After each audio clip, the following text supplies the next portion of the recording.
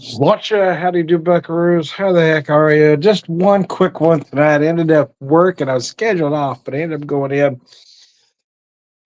So I was going to have just a nightcap here with you, but a rather large one. Thought we'd do some whiskey neat as I get near the end of my same old Moses.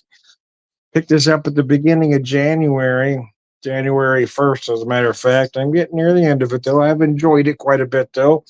Double barreled, same old Moses, small batch at 100 proof out of Wanderfolk Spirits, Guthrie, Oklahoma. Let me show you that bottle. As always, any questions or comments, please put it up on the screen. I will answer almost anything. If you'd like to be part of the video, let me know, and I'll send a link to you. Oh, mercy. This is a very nice bourbon.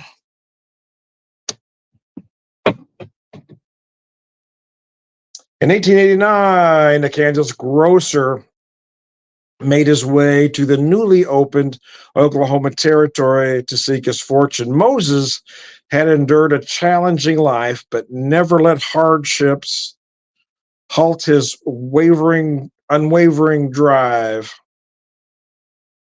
for better opportunities. He found those opportunities in founding the first legal saloon in the territory, roughly 100 yards from the distillery that crafts the whiskey, named in his tireless pursuits honor today. That saloon was Same Old Moses.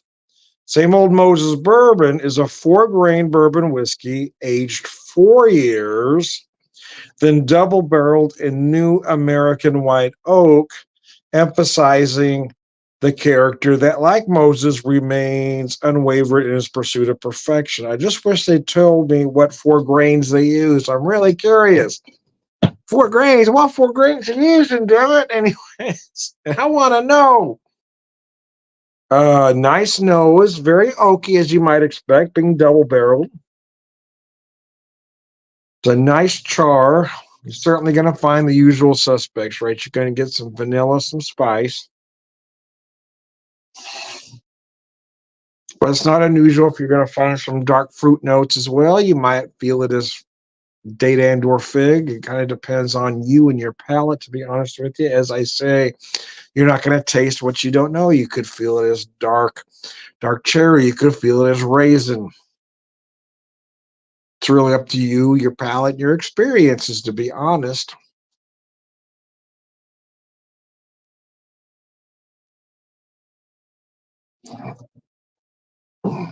Damn, that's a fine whiskey.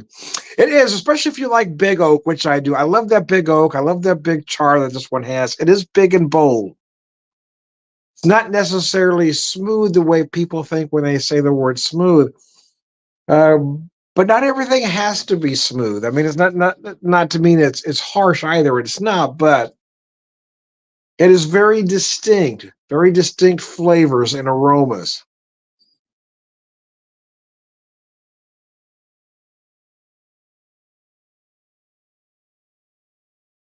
Gosh, that is an absolutely delicious whiskey. I really enjoyed it. Yeah, when I was trying to decide when I got home, I said, nah, I'm just going to pour one pour neat, and that's it tonight.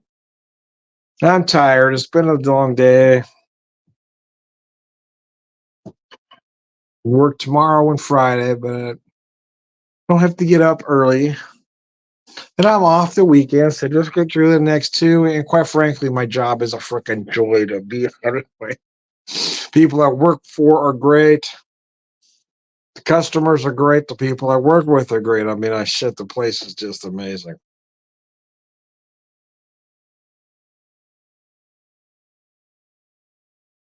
Using my Hard Rock glass.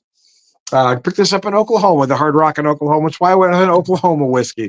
Grabbed this glass and because I kind of decided at the spur of the moment, okay, let's do an Oklahoma whiskey since I picked this up at the Hard Rock in Oklahoma. Kind of as a souvenir, if you will. I don't typically pay full price for glassware. I'm kind of cheap that way. My wife finds most of my stuff at thrift stores, but we were kind of treating ourselves. It was a lot of fun. We had a good time. Got a break on the hotel room since it was January 1st and 2nd, right? Everybody was checking out. So I got a good room for a pretty good price. And it was a lot of fun. It really was a lot of fun.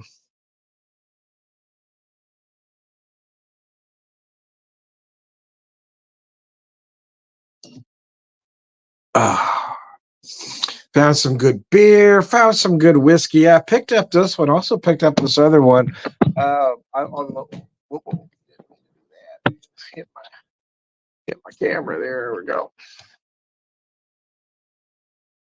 This Town, man, I'm already halfway through that. I've been really powered through this Oklahoma whiskey. It's been so good. Single barrel straight bourbon whiskey. This one's at 120 proof, and I didn't think I needed a 120 tonight, so I went with the same old Moses. And then the other one I have here, Woodworks Distilling. This is their rye preface series rye, and this one's at 115, and I considered it too, but then we'll just go with 100 tonight. Didn't think I needed quite that much, anyways.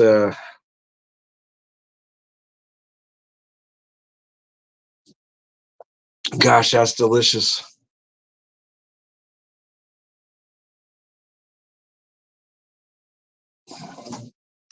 Tulsa. Oh, it does say Tulsa. I wasn't seeing that said Tulsa there, but it does say Tulsa on the glass there.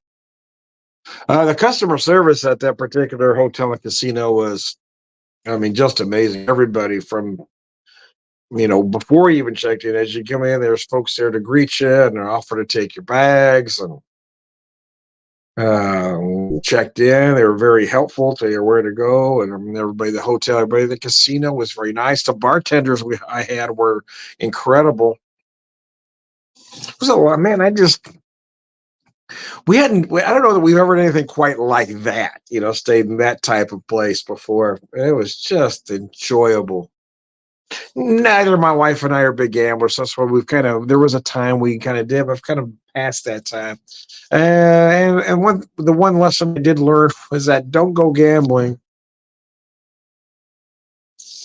after you've been to four breweries. That I wish I wouldn't have done, but because I did lose a little more than I had planned on, but not more than I had marked to, I lose my house. No, but it was, I put some money aside. But I typically don't let myself go that far.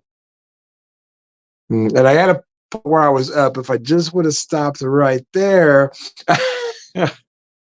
but no, but that's okay. I mean, it wasn't an insane amount, but just more than I typically like lose. But that's what happens when you visit four breweries before you go gamble. That was a mistake, man. But boy, I sure did enjoy my time there at that casino hotel. Really loved that hotel room we had. That was nice. Had a nice little jacuzzi tub. Oh man.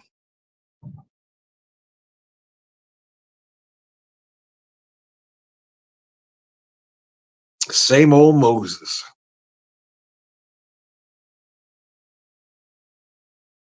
Yeah, this is a bourbon for people that like bourbon, right? Like the rough edges on bourbon, like that big char, like that big oak. This isn't for casual bourbon drinkers, right? The trendy bourbon drinkers.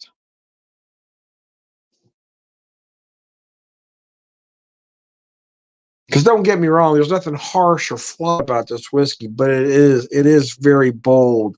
It's brash. It's in your face.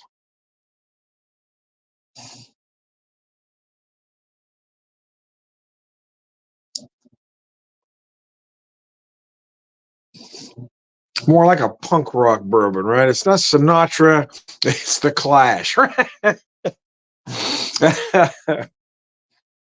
It's not Sinatra, it's the Ramones, man. It's good, but it's got an edge to it. It's not refined. Oh, mercy. Sometimes it's just nice to sit and drink a nice pour neat. In my younger drinking days, I liked whiskey and soda. I say soda, I mean club soda or seltzer.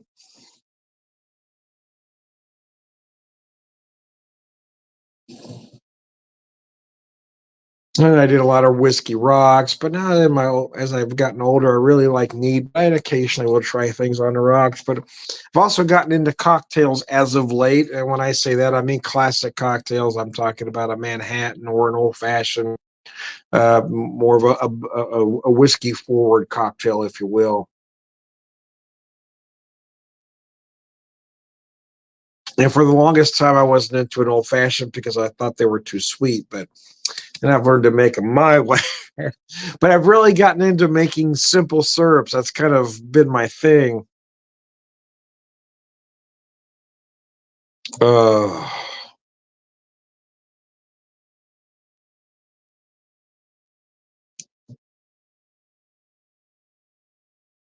so you almost get a little very brown sugar like sweetness because you're certainly going to feel some molasses. I feel like a raw sugar note towards the end. Again, a lot of big oak, a lot of spice in the finish. Certainly some cinnamon, but I also feel like I'm picking up some ginger as well.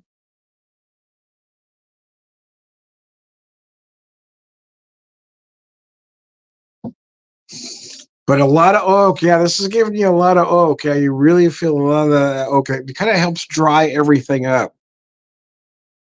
But as you can see, if you're watching me drink this, it's not hard to drink.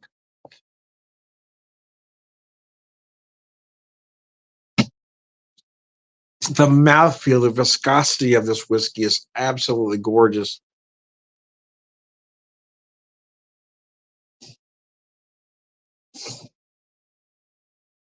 Mm. Nice oak and spice. Just leaves you wanting more. Anyway, I'm losing my marbles. You're losing it, Tom. Anyways, I digress. I will get to the end here. Tom needs to call it an evening. It's an evening.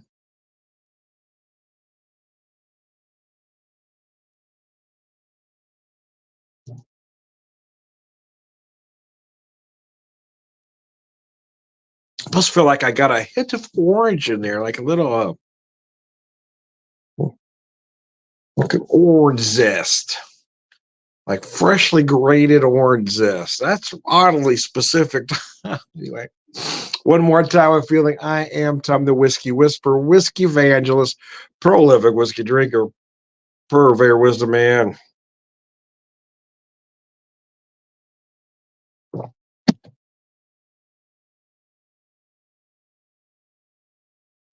All right, good guys, Sláinte. Thanks for tuning in.